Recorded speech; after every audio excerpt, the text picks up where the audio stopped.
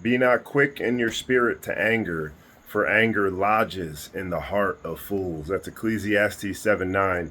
And I'm going to use that probably not in the way you would think, because anger is very easily. I used to get angry so easily when I was younger. Quick tempered. Grew up around it. I saw it often.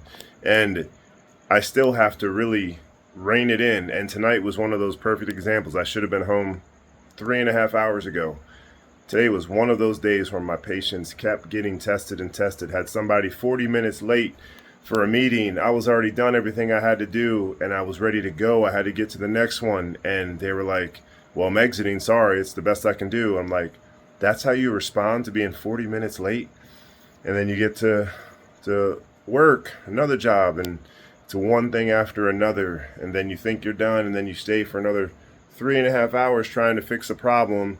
And you leave and the problem seems worse than what it was, because you've tried everything and then some, and then you're putting things back and you're taking them apart, putting things back, and you're like, I know that I put things back the way they were.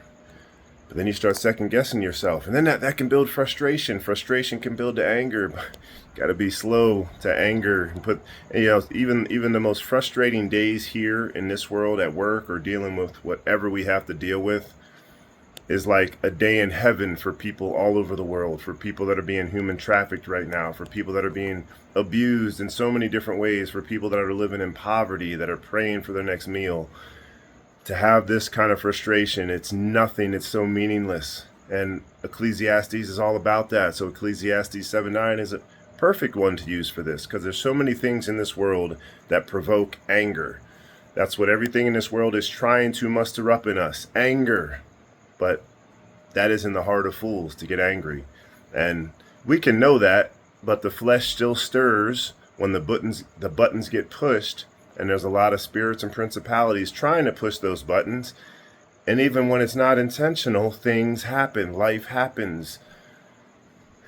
The true measure of a Christian and a believer is when you get pressed, when you get squeezed, what comes out? Is it the fruit of the Spirit, or is it the works of the flesh, which often results in anger?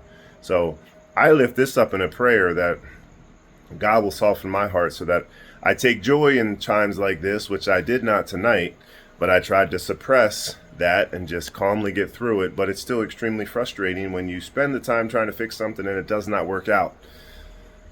It could provoke anger, but give it all to the Lord, and what happened, and or what's broken is broken, and all is going to be well. The sun is going to rise tomorrow. We're still going to be here, God willing, with air in our lungs. So give it all to the Lord. Count it all joy, my brothers and sisters. So either way, been a long day. Hope this finds you well. God bless. See you tomorrow.